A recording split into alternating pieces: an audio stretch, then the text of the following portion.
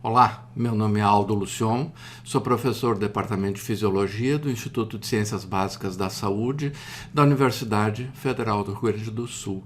Nesta aula, eu gostaria de conversar com você sobre a função do aparelho vestibular, sobre o tônus muscular e, consequentemente, sobre a postura e o equilíbrio. Estas são as 3 perguntas que eu gostaria de responder nesta aula. Primeiro, quais são os principais mecanismos neurais envolvidos no controle da postura corporal? Que funções exerce o núcleo vestibular, os receptores proprioceptivos e a visão no controle da postura? E, em último lugar, quais são os principais mecanismos neurais envolvidos no controle postural dos olhos, mais especificamente estudar o nistagmo. E nesta figura eu exponho as conclusões, as principais conclusões, um resumo da nossa aula de hoje. Primeiro, que 3 informações sensoriais são importantes para o controle da postura. Primeiro, a visão, o próprio aparelho vestibular, foco dessa nossa aula de hoje, e os receptores proprioceptivos. O núcleo vestibular, ele estimula diretamente os motoneurônios da medula espinhal, por isso sua importância. A formação reticular do tronco encefálico estimula motoneurônios alfa e gama da medula espinhal. Formação reticular lá do tronco encefálico também projeta neurônios que atuam, que fazem sinapse lá sobre o neurônio motor inferior. O nistagmo fisiológico é o conjunto de movimentos de correção postural dos olhos em relação à postura corporal. Então, nistagmo é um movimento de correção, é um conjunto de movimentos, na verdade, de correção da postura dos olhos em relação à postura corporal, mais especificamente a postura da cabeça. Então, vamos lá para a nossa aula. Bases neurais do controle postural, tônus muscular esquelético, esse é o primeiro ponto da nossa aula de hoje. O controle da nossa postura corporal envolve uma série de estruturas do sistema nervoso central que permitem os ajustes posturais que são muito dinâmicos e às vezes muito rápidos. Então, eu destaco nesta figura aqui as principais estruturas envolvidas no controle da nossa postura corporal. Inicialmente, o aparelho visual, né, a visão. A visão é muito importante, especialmente através das suas conexões intracorticais até áreas motoras e pré-motoras, áreas pré-motoras de planejamento dos movimentos, que, portanto, estão essas áreas pré-motoras envolvidas no ajuste antecipatório da postura. E isso é muito importante. A visão é uma informação sensorial essencial para esses ajustes antecipatórios posturais. Outra estrutura essencial no controle da postura é o aparelho vestibular. O aparelho vestibular, cujo núcleo vestibular está aqui no tronco, é uma estrutura essencial, crucial no controle postural, visto que esse núcleo envia projeções diretas para neurônios motores da medula espinhal. Por isso tem um papel decisivo no controle postural. E o núcleo vestibular está relacionado ao cerebelo. Assim, o cerebelo, ou pelo menos partes do cerebelo, estão envolvidas com o controle e o ajuste postural. Outra estrutura central aqui no tronco encefálico, importantíssima para o controle postural, é a formação reticular do tronco encefálico. Formação reticular é um conjunto de neurônios dispersos aqui no tronco encefálico que enviam projeções excitatórias lá para os neurônios motores da medula espinhal. Assim, os neurônios motores da medula espinhal estão constantemente sendo bombardeados por potenciais de ação de várias estruturas, especialmente aqui do núcleo vestibular e da formação reticular do tronco encefálico. Uma outra origem importante no controle postural são os receptores somestésicos, especialmente os receptores proprioceptivos, como, por exemplo, o fuso muscular, que é um receptor que constantemente avalia, ele mede o comprimento do músculo. E o comprimento do músculo, naturalmente, é uma variável muito importante para o ajuste postural das várias articulações do nosso corpo.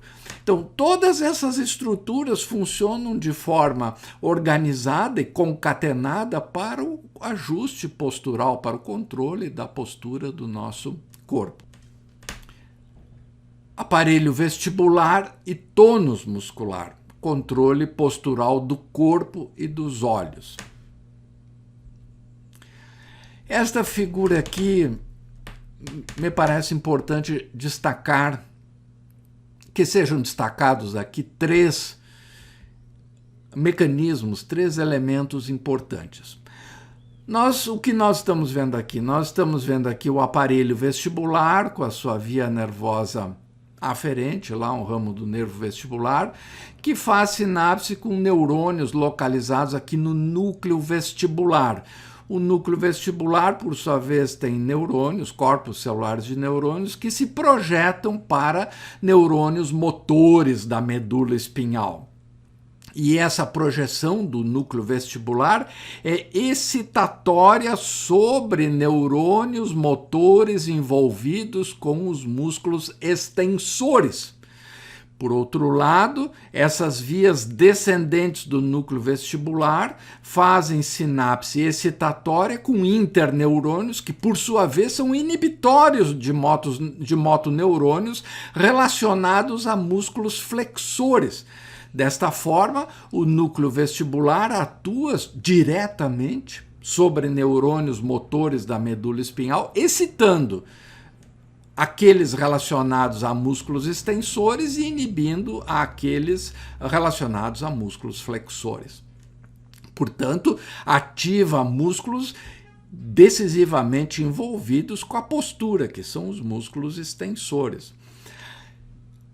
Devo destacar aqui um aspecto importante, que essa relação do núcleo vestibular com os neurônios motores é ipsilateral, ou seja, o aparelho vestibular de um lado do corpo afeta a musculatura daquele mesmo lado do corpo. O outro aspecto a ser destacado aqui é a relação do cerebelo com o núcleo vestibular, ou seja, do córtex cerebelar. Aqui estão as células de Purkinje, lá no córtex cerebelar, elas enviam projeções, e essas células são inibitórias, como nós vamos estudar detalhadamente numa outra oportunidade. Elas atuam sobre neurônios do núcleo vestibular, inibindo. No entanto, a ação do córtex cerebelar pode ser excitatória através de neurônios do núcleo fastigial, que tem uma ação excitatória aqui sobre os neurônios do núcleo vestibular, mostrando, portanto, a relação entre o cerebelo e os ajustes posturais relacionados ao núcleo vestibular. O núcleo vestibular, assim como o tronco encefálico, é uma estrutura essencial, necessária para a manutenção da postura. Sem o tronco encefálico, nosso corpo não é capaz de manter a postura, que é o que se observa na secção completa da medula espinhal, em que da secção da medula espinhal para baixo não há postura, não há controle postural, simplesmente porque faltam essas projeções descendentes, tanto aqui do núcleo vestibular como da formação reticular do tronco encefálico, que está também aqui.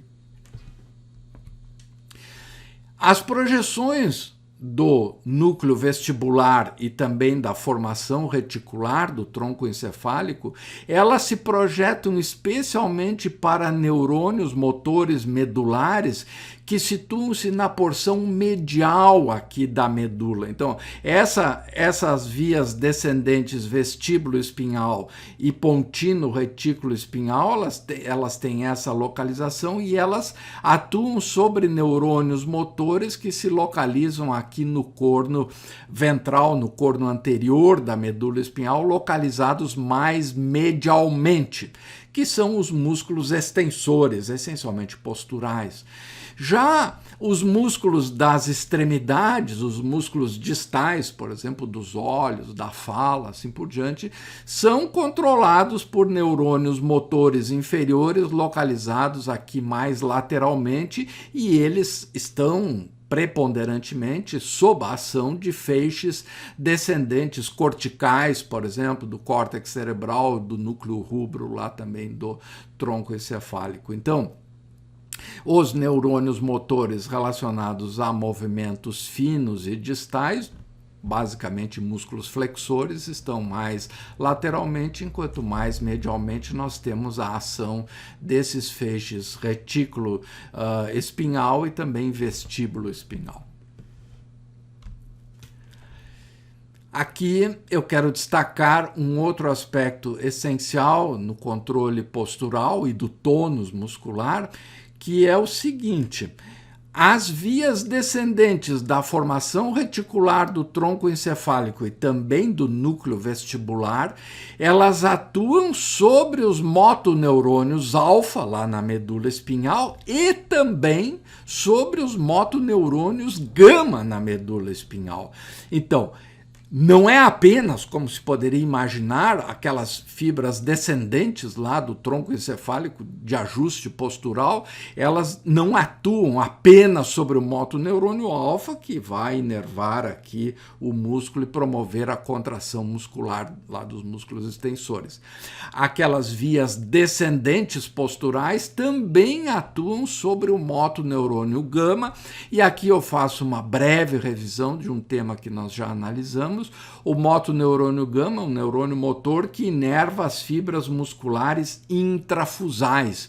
E a estimulação do motoneurônio gama ativa a via aferente do fuso muscular, ativa essa terminação ânulo-espiral aferente do fuso muscular, gerando um sinal sensorial aqui através dessa fibra aferente do tipo 1A, que por sua vez faz sinapse com o motoneurônio alfa.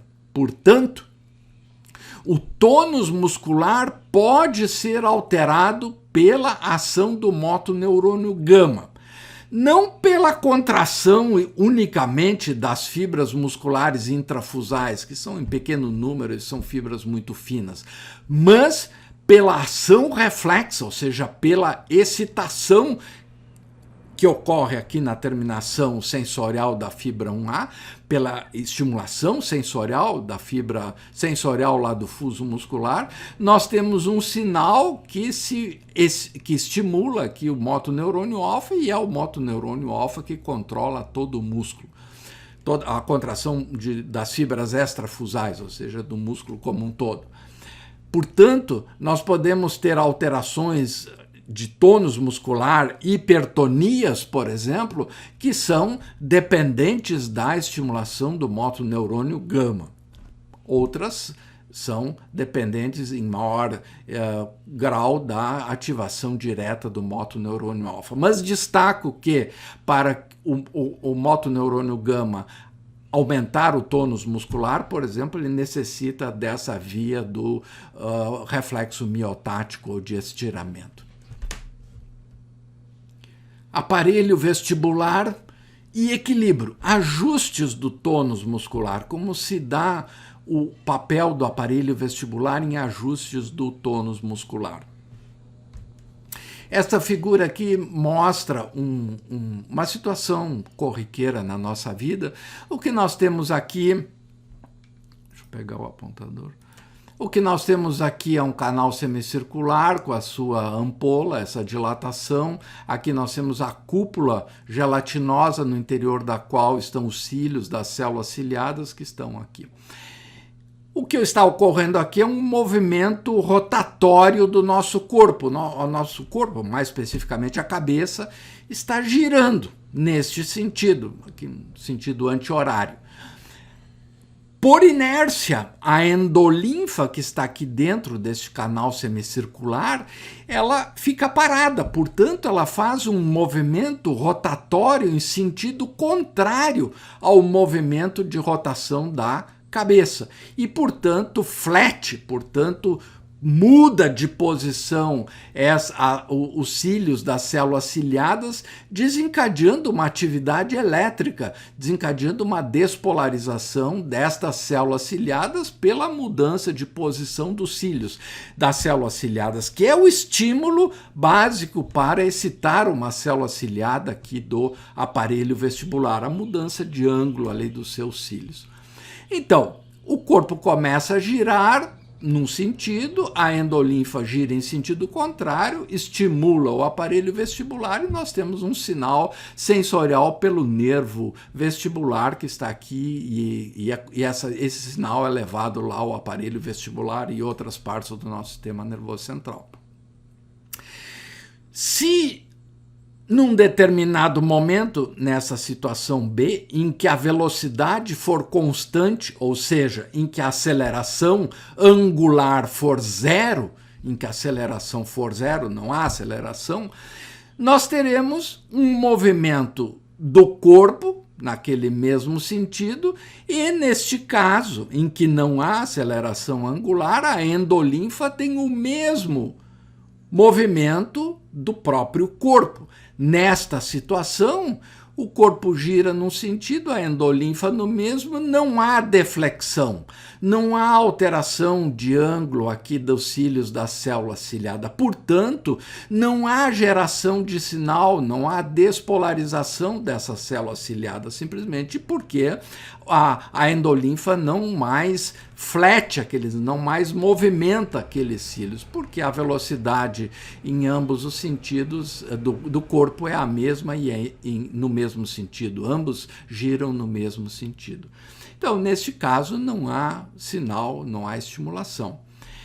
No entanto, se a pessoa para de girar, ou seja, ela subitamente para de girar, como mostra aqui embaixo, ou seja, essa flecha que descrevia a rotação do corpo, não mais existe.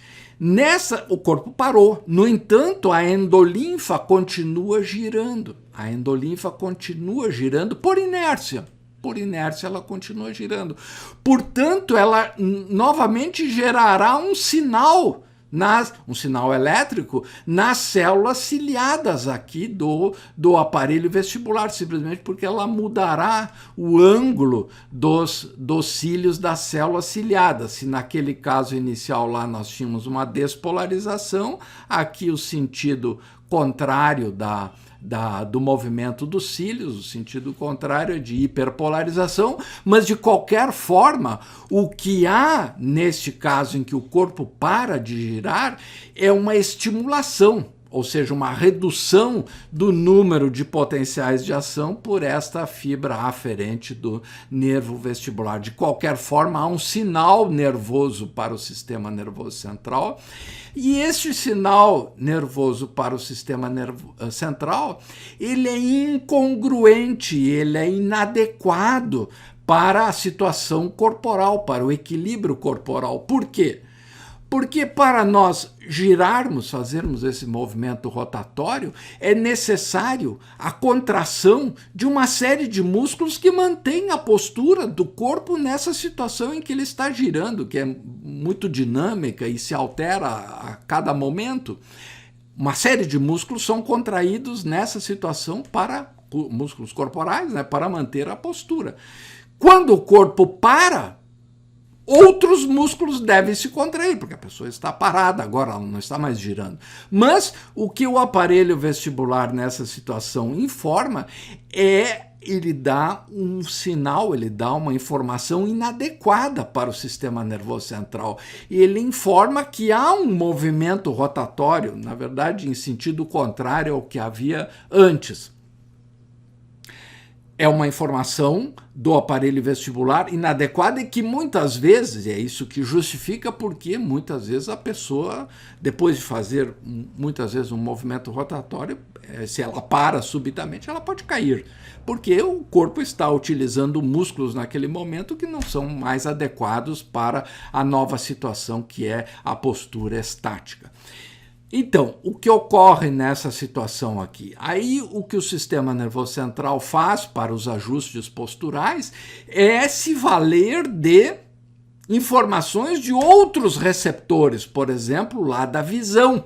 A visão que sempre foca um ponto, sempre focaliza um ponto no espaço, ela informa para o córtex cerebral e diz, olha, o corpo está parado. Não está girando, eu estou sempre olhando para o mesmo ponto aqui.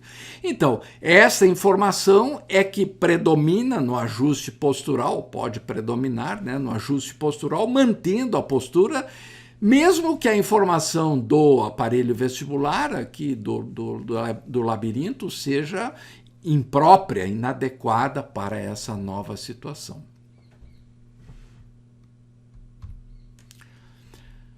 Núcleo vestibular e postura dos olhos, nistagmo. Os olhos, eles estão suspensos no globo ocular por músculos que mantêm a postura deles, a postura dos olhos, de forma adequada à postura corporal, né? Se o corpo está olhando nesta posição para frente, bom, os olhos estão ajustados a essa postura corporal.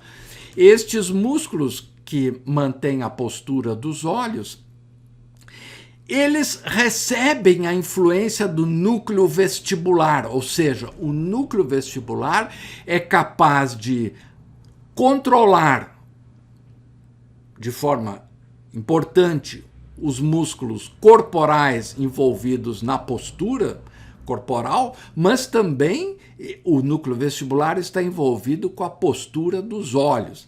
Da seguinte forma, aqui então nós temos lá o aparelho, os receptores do aparelho vestibular, nós temos as vias aferentes que fazem sinapse aqui no núcleo vestibular, e daqui do núcleo vestibular há a projeção de um neurônio excitatório para o núcleo oculomotor. O núcleo oculomotor dá origem ao nervo oculomotor, que é o terceiro par craniano, que irá inervar o músculo reto medial do olho, contraindo esse músculo reto medial.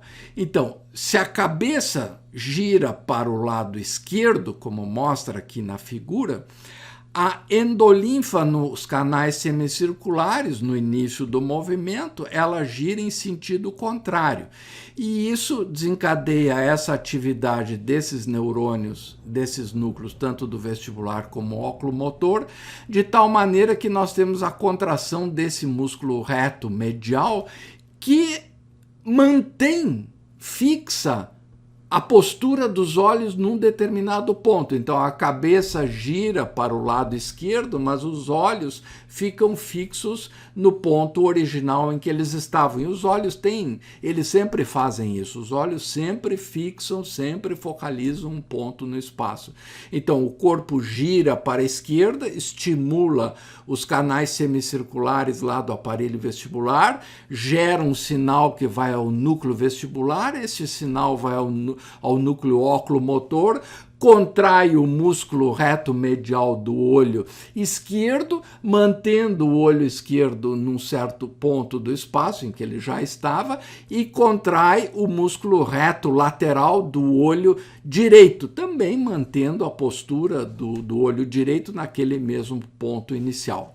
A contração do músculo reto lateral do outro olho, do olho contralateral, aqui no caso do olho direito, é coordenada pelo núcleo abducente, o sexto par craniano, que também recebe projeções lá do núcleo vestibular. Todas essas relações são excitatórias, de tal forma que, se o nosso corpo gira para o lado esquerdo, como mostra na figura, os olhos ficam parados, fazem um movimento relativo para a direita, ou seja, em sentido contrário à rotação da cabeça. Esse é um movimento lento, em que ele simplesmente fica parado naquele ponto. O que mostra aqui no lado direito da figura é simplesmente a inibição recíproca. Assim como os músculos lá das articulações do nosso corpo, aqui no olho também. Enquanto o reto medial se contrai, o reto lateral deve ser inibido. E ele é inibido por neurônios inibitórios, aqui também do núcleo abducente, que inibem o reto lateral, permitindo a contração do reto medial do lado esquerdo. Já do outro lado, nós temos a inibição do reto medial, através de neurônios do núcleo oculomotor, que inibem o reto medial do olho direito, e no olho direito que nós temos a estimulação do músculo reto lateral. Então, isso que está aqui do lado direito é simplesmente a inibição recíproca aqui no caso dos olhos, e é controlada por esses núcleos aqui do tronco encefálico. Então, o que vem a ser o nistagmo? Nistagmo nada mais é do que um movimento fisiológico de correção postural dos olhos em relação ao movimento rotatório da cabeça. Se a cabeça faz esse movimento rotatório, os olhos corrigem. Eles primeiro ficam fixos num certo ponto do espaço, a cabeça gira, eles continuam por um certo tempo focalizados naquele mesmo ponto, mas chega um momento que a cabeça se movimenta tanto que não é possível mais o olho não é possível mais fixar aquele ponto original. Então, há um movimento rápido, que se chama de sacada, e o olho volta a um novo ponto do espaço, assim, em relação ao movimento rotatório da cabeça. Então, nistagmo é composto pelo movimento lento dos olhos, que é coordenado aqui pelo núcleo vestibular e por esses núcleos oculomotor e abducente, e o movimento rápido, que é esta sacada, que tem o mesmo sentido da rotação da cabeça, o movimento rápido é controlado pela formação reticular aqui do tronco encefálico, que ajusta esse controle postural dos olhos para que a postura dos olhos seja congruente, seja adequada à nova postura que a cabeça está adotando. Então, o nistagmo tem esses dois componentes, o componente lento e o componente rápido. E é um controle fisiológico da postura dos nossos olhos. Se houver uma situação numa pessoa que apresenta nistagmo, ou seja, esses movimentos rápidos dos olhos, sem ser em resposta a esse movimento rotatório da cabeça, bem, aí é possível que haja alguma disfunção ou desses núcleos motores aqui do tronco encefálico, ou talvez uma disfunção do receptor aqui do aparelho vestibular, que gera esse movimento de nistagmo inadequado para a situação. O movimento de nistagmo, de correção assim postural dos olhos, nós fazemos muitas vezes fisiologicamente, mas se o movimento de nistagmo aparece numa situação em que não há necessidade do ajuste postural dos olhos, eles simplesmente se movimentam, desconfia-se que possa haver alguma disfunção mais séria ou nos núcleos ou no receptor aqui do aparelho vestibular. O núcleo vestibular, está relacionado ao cerebelo, e isso é muito importante. Aqui estão as células de Purkinje do cerebelo, que se projetam aqui para o núcleo vestibular, e o núcleo vestibular também envia projeções para o cerebelo, para células corticais cerebelares, que são as células granulares, que por sua vez fazem sinapse com as células de Purkinje. Por isso, portanto, eu quero dizer, existe uma íntima relação entre o núcleo vestibular, que recebe as aferências lá do receptor periférico, lá das células ciliadas nos canais semicirculares, por exemplo, com o cerebelo. O núcleo vestibular tanto recebe projeções cerebelares do córtex cerebelar, como ele envia também projeções ao córtex cerebelar. Além disso, como nós acabamos de ver, o cerebelo pode atuar sobre o núcleo abducente e aí alterar a postura também dos olhos, como nós acabamos de ver. Além disso, e aqui é importante, o aparelho visual, né, a visão, os centros visuais podem atuar sobre o núcleo da oliva inferior, lá no tronco encefálico, que por sua vez também atua sobre as células de Purkinje aqui no córtex cerebelar. Portanto, o que eu quero mostrar aqui, a mensagem que eu quero deixar, é essa integração entre a função do aparelho vestibular, dos receptores sensoriais aqui das células ciliadas, nutrículo, sacro e canais semicirculares, com o aparelho visual, né, através da ação sobre os neurônios corticais aqui do cerebelo, integrando essas informações, tanto do aparelho vestibular como visuais, nos ajustes posturais, tanto dos músculos corporais como dos músculos aqui dos olhos. Era isto que eu gostaria de conversar com vocês hoje. Muito obrigado pela atenção.